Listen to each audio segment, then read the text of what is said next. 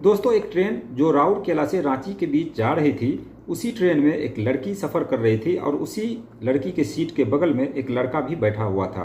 अब ये लड़का उस लड़की को जैसे ही देखता है, क्योंकि लड़की काफ़ी ज़्यादा खूबसूरत थी, लड़की की उम्र उस वक्त करीब 14 साल के आसपास थी।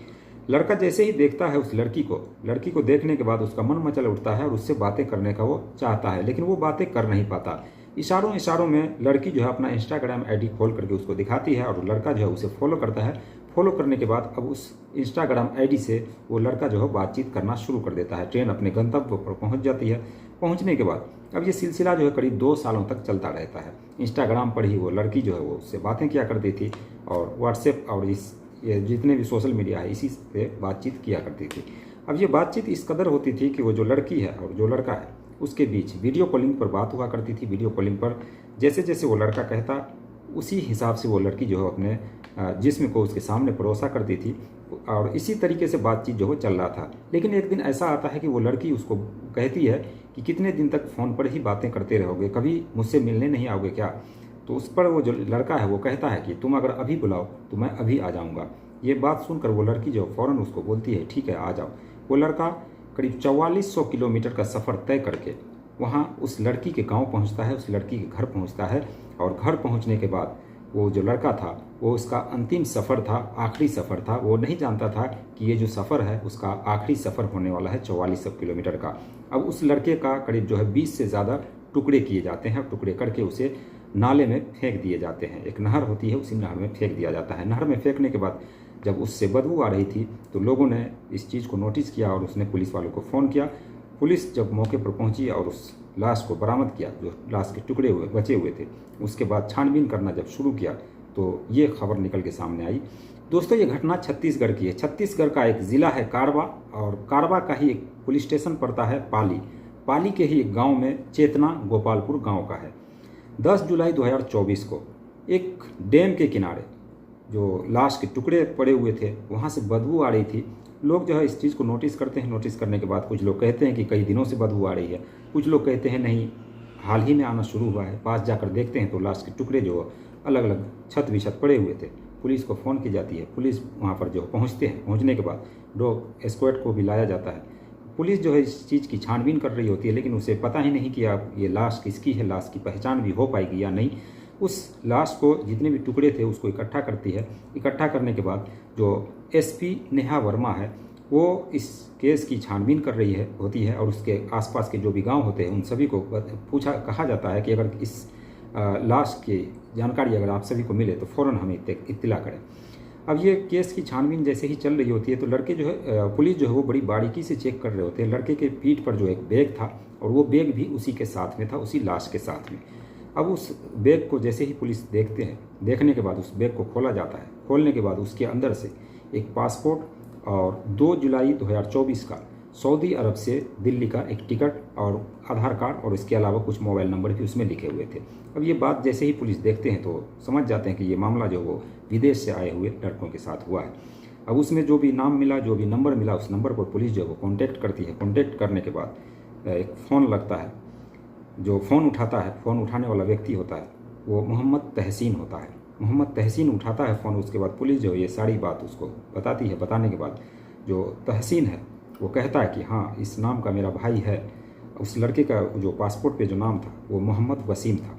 तो फ़ौरन वो कबूल कर लेता कि हाँ मेरा ही भाई है वसीम। लेकिन वो तो यहाँ पे नहीं रहता, वो सऊदी अरब में रहता है और इस बात की उसको बिल्कुल भी जानकारी नहीं थी कि वसीम जो है वो घर में बिना बताए वो इंडिया आया था और इंडिया आने के बाद वो ये सारी घटना उसके साथ हुई है। अब पुलिस इसके तह तक जाना चाहती थी। पुलिस जो है इस वसीम का जैसे ही ये मोबाइल नंबर मिला, उसके बाद उसके घर वालों से वसीम का मोबाइल नंबर भी मिला। मोबाइल नंबर को पुलिस जो ट्रेस करती है, ट्रेस करने के बाद पता लगता है उसके कहाँ कहाँ उसके कॉन्टैक्ट हुए हैं, किस किस से कॉन्टैक्ट हुआ है, वो सारी बातचीत जो वो करते हैं। लेकिन कोई पुख्ता तौर पर सबूत नहीं मिल पाता है।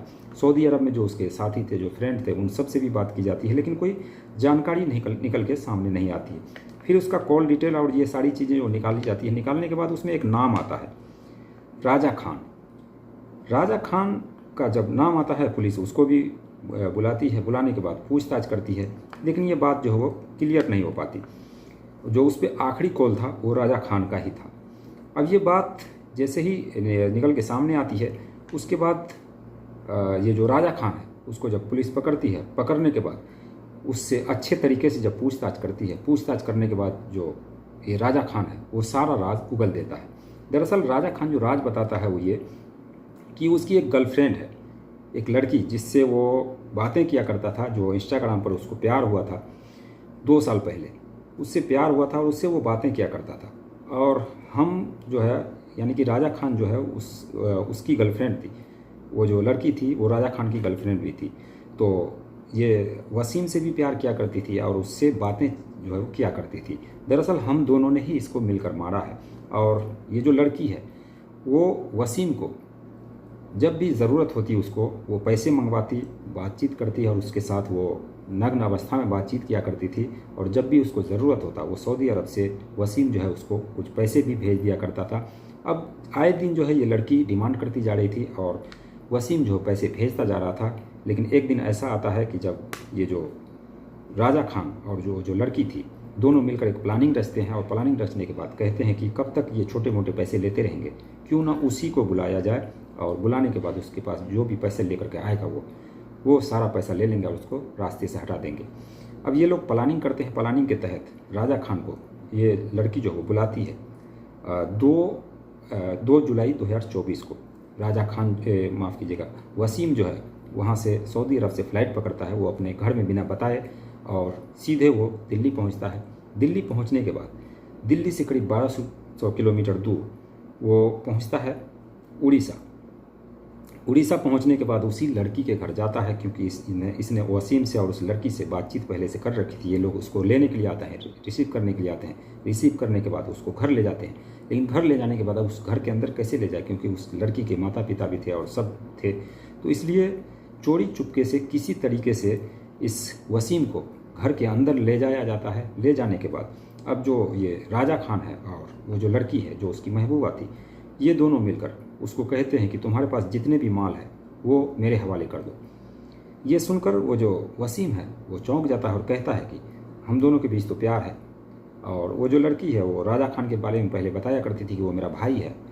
और ये मामला जैसे ही सामने आता है कि वो भाई नहीं बल्कि उस लड़की का दूसरा बॉयफ्रेंड है, अब वसीम के होश उड़ जाते हैं। और ये जो राजा खान है वो एक चाकू लेता है, वसीम के गर्दन पर रखता है और गर्दन पर रखने के बाद कहता है कि पैसे जितने भी है वो निकालो और जितने भी माल जो है तुम्हारे पास है वो निकालो, नहीं तो जान से जाओगे।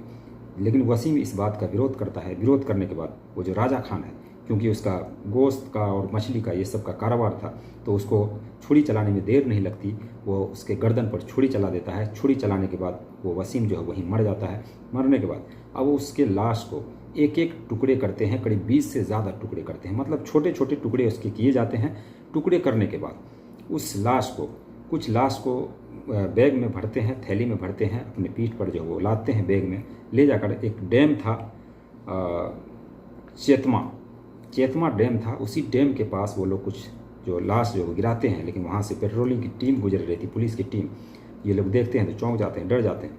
थोड़ी बहुत लाश जो वो लोग गिराते हैं, फिर वो वहाँ से चले जाते हैं। फिर उन लाश को फ्रिज में रख दिया जाता है। रखने के बाद 2-3 दिन बीतने के बाद अब ये लोग फिर से प्लानिंग रचते हैं। एक और डैम था वहीं पे, दूसरा डैम था, एक बड़ा डैम था, वहाँ पर जाकर ये लोग लाश को ठिकाने लगाने का सोच रहे थे। अब ये लोग वहाँ पहुँचते हैं। अब जल्दबाजी में, क्योंकि रोड जो वो चालू था, तो वहाँ पर जल्दबाजी में ये लोग ऊपर से ही लाश को फेंकते हैं ताकि लाश जो पानी में चला जाए। लेकिन वो लाश पानी में नहीं जाता, बल्कि कुछ लाश तो पानी में चला जाता है, लेकिन कुछ लाश जो वो बाहर में ही रह जाता है, यानी कि किनारे पर ही रह जाता है। किनारे पर रह जाता है। ये लोग जो है वो सोचते हैं कि चलो काम ख़त्म हो गया। ये इस बात से बेखबर कि उसने जो लाश फेंके थे वो डैम के अंदर पूरी तरीके से गया ही नहीं। अब ये जो लाश है ये जो लाश जो है इससे जो है 8 जुलाई 2024 से बदबू आना शुरू हो गया। और उससे आसपास जब लोग गुजरते थे तो उसको लगता था कि कुछ यहाँ पे बदबू आ रहा है। इधर उधर देखते थे, कुछ भी मिल नहीं रहा था। तो कुछ लोग जब वो करीब से जाकर के देखते हैं, देखने के बाद पता लगता है ये कि इंसान की लाश है और यहीं से बदबू आ रही है। वहीं से कोई व्यक्ति जो पुलिस को फ़ोन करता है, फ़ोन करने के बाद पुलिस जो है वो ये सारा राज जो है वो सुलझाती है। और ये जो अभी राजा खान है और जो उसकी महबूबा है जो लड़की थी, इन दोनों को गिरफ्तार करती है। और ये जो एसपी नेहा वर्मा है, ये उनके खिलाफ और भी सबूत इकट्ठा कर रही है और उससे रिलेटेड जो भी जितने भी गुनाहगार हैं उन सबको एक तरीके से जो है वो जांच पड़ताल में जुटी हुई है। इन दोनों को जेल तो भेज दी है और जल्दी ही इसको चार्जशीट लगा करके इसको जेल की सलाखों के पीछे जो भी इसका जुर्म का सज़ा होगा वो दिलाने का कोशिश करेंगे। तो ये थी एक कहानी। करीब 4400-4500 किलोमीटर दूर से चलकर एक लड़का एक महबूबा से मिलने जाता है और उसकी लाश के करीब 20 से ज़्यादा टुकड़े किए जाते हैं। तो ये थी एक कहानी जो सऊदी अरब से गया हुआ एक लड़का था। बाकी इस कहानी को लेकर आपके मन में जो भी सवाल हो, जो भी राय हो, कमेंट सेक्शन में ज़रूर बताइएगा। और इस तरह के प्यार और मोहब्बत के चक्कर में लोग पढ़कर आए दिन कोई ना कोई जान जो हो देता रहता है, तो ये कहीं ना कहीं गलत है। इंस्टाग्राम या फिर फेसबुक या फिर सोशल मीडिया पर हुए प्यार को बिल्कुल भी हकीकत नहीं माना जाए, और जब तक अपने आँखों के सामने प्यार ना हो, आँखों से देखा ना जाए और एक दूसरे को समझा ना जाए, तब तक प्यार नहीं करना चाहिए। तो ये थी एक हकीकत कहानी 10 जुलाई की, 2-3 दिन पहले की थी। बाकी आप सबको कैसा लगा कमेंट सेक्शन में ज़रूर बताएं। चैनल को सब्सक्राइब करें। मिलते हैं नेक्स्ट वीडियो में नई कहानी के साथ। तब तक के लिए बाय बाय, टेक केयर।